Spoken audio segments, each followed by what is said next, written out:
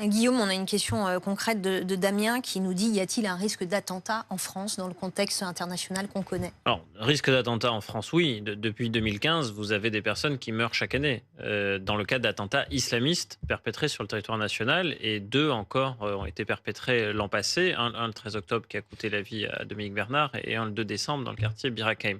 Maintenant, ce qui est un petit peu plus particulier depuis le 7 octobre dernier, c'est que la communauté juive de France est ciblée. Alors, elle l'avait déjà été par le passé, sans remonter jusqu'à l'école de Villeurbanne dans les années 1990. Mohamed Merah avait commis des attentats aux Aratora ou à Mehdi Koulibaly à l'Hypercacher. Mais à la fin du mois d'août de cette année, à la Grande Motte, vous avez un individu qui voulait frapper une synagogue, très clairement, en lien direct avec le conflit israélo-palestinien.